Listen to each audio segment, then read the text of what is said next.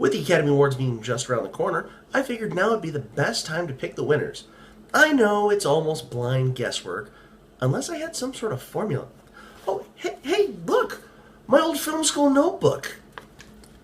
February 2002, Oscar-winning blueprints. I guess I'm going to moneyball the shit out of this year's Oscars. Now, there is always room for error. I could be completely wrong with my predictions.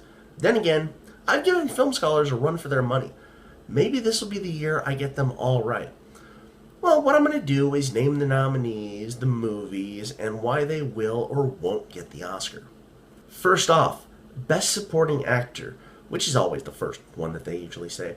We have returning winner Christian Bale for The Big Short, Mark Ruffalo with his third nomination for Spotlight, Mark Rylance for Bridge of Spies, Tom Hardy for his nomination for The Revenant, and of course the returning heavyweight champ, Sylvester Stallone as Rocky Balboa in Creed.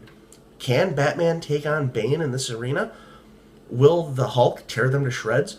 Or will Rocky be champion? My prediction? Stallone. In the right role, he's proven to be a great actor. Just watch Copland. I've said it before and I'll say it again. The Academy loves a comeback.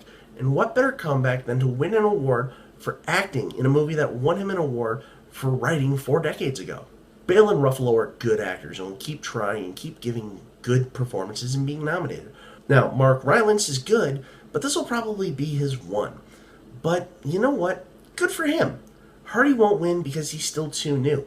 If Locke didn't get him noticed, then it'll only keep proving himself. Now for an important question. Why the hell wasn't Paul Giamatti nominated for Straight Outta Compton? Next up, Best Supporting Actress. Rooney Mara gets her second nomination for Carol. She's hit and miss in her roles. She won't win because of her competition this year. She'll win, just not yet. Rachel McAdams gets her first nod for Spotlight. She can be a great actress for the rest of her life, but she has a Rob Schneider movie in her resume, and that'll hurt her chances. She's good, but not this year's winner. Jennifer Jason Leigh for Hateful Eight. Now, this is her first nomination in an incredible career, and I really hope she wins. She would be my choice if not for the others on this list. Returning heavyweight, multiple nominee and winner Kate Winslet for Steve Jobs. She's the next Meryl Streep. She won't win this year, though. Sorry. This year's winner will be Alicia Vikander for Danish Girl. Her first nomination, but 2015 was her year where she cranked out various art house movies. And this is her big one and her award. Next up, Best Actress. Returning heavyweight with 2 wins, Cate Blanchett for Carol. Fantastic actress, just not this year. Former winner Jennifer Lawrence returns for Joy. Once again, not this year. Returning with her second nomination, Saoirse Ronan for Brooklyn. Normally, that would get her a win. Nope. But with the nominations in an impressive body of work, Charlotte Rampling gets nominated for 45 Years. She's a solid character actor, and this could have been her big win, if not for Brie Larson. This is her first nomination, and it'll be her first win. Why? Well, because of what the movie's about. Another question I need to ask. Why wasn't Charlize Theron nominated? Furiosa was amazing! Best Actor is where it gets tricky. Let me get this out of the way first. Leonardo DiCaprio for Revenant. With as many times as he's been nominated, he's the favorite. But he won't win. He's too profitable. Someday. Just not today. But my favorite quote from The Revenant was, another returning nominee, Michael Fassbender for Steve Jobs. Like DiCaprio, someday. Returning winner, Eddie Redmayne for Danish Girl. This is normally a guaranteed win and would be my choice. Bryan Cranston with his first nomination for Trumbo. I'll admit it would have been amazing to see Heisenberg win an Oscar.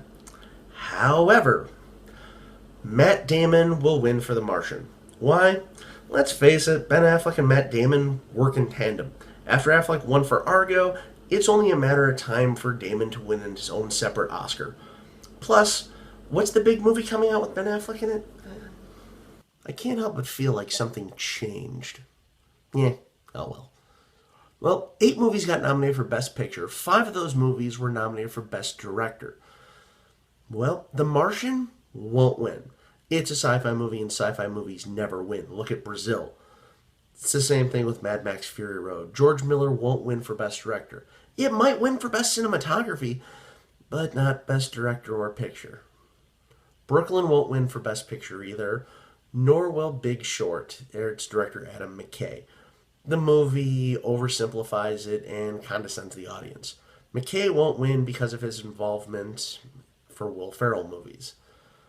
Spotlight and Tom McCarthy won't win either. McCarthy is known for his awkward films, but when his last movie was a Sandler movie, that's going to hurt his chances. Room and Larry Abramson won't win. If his strange film Frank went unnoticed, yeah. Last year's winner, Alejandro Iñárritu, returns with Revenant. He'll take home the Oscar again this year, but The Revenant won't win Best Picture.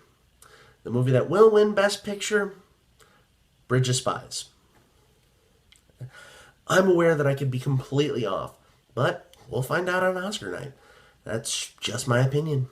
But I will say that if anybody happens to make some extra money off of my predictions, and you feel like I've actually helped you out and helped you win a bet, feel free to send any donations to the Trash TV Studios. Thank you.